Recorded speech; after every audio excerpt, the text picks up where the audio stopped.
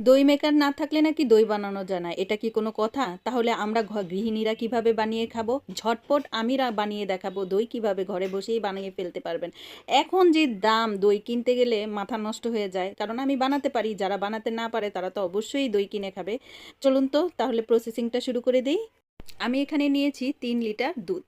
এটা গরুর দুধও হতে পারে, প্যাকেটের দুধও হতে পারে, কিন্তু আমি কিন্তু গরুর দুধ লিকুইডটা নিয়েছি। তো এটা 3 লিটার দুধ যখন 1 লিটার কমে যাবে, মানে 2 লিটার হবে, তারপর আমি এখানে 2 চামচের মতো উঠিয়ে নিব পাউডার মিল্ক মিক্স করার জন্য। এখানে আমি 2 টেবিল চামচ পাউডার মিল্ক মিক্স করে নিলাম, তারপর এটার মধ্যে দিয়ে দিব।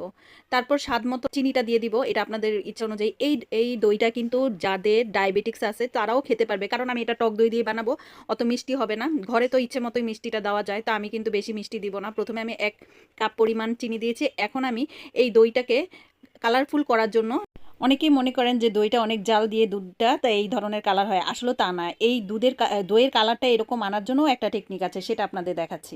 নিয়ে নিব 1 কাপ চিনি আবার একটি প্যানে নিয়ে এটাকে আমি ক্যারামেল তৈরি করব। আপনারা একটু ভালো করে দেখবেন, আমি কিন্তু এখনও স্প্যাচুলা লাগাইনি। যখন এই যে এরকম গলে আসবে তারপর আমি গিয়ে স্প্যাচুলা লাগাবো, কারণ এর আগে যদি ধরেন তাহলে কিন্তু ক্যারামেলটা, অনেকেই বলেছেন এই ধরনের কথা, ক্যারামেল করতে গিয়ে ক্যারামেল হয় না, নষ্ট হয়ে যায়। তা আপনাদের বলছি চুলায় ঢিপি আছে বসিয়ে, ঠিক এইভাবে আমি যেভাবে বসিয়ে রেখেছি এইভাবে যখন গলে আসবে তখন এটা দিবেন। তারপর আমি 2 কাপ দুধ যেখানে জাল দেওয়া ছিল ওখান থেকে আমি 1 কাপের মতো দুধ নিয়ে এর মধ্যে ঢেলে দিলাম।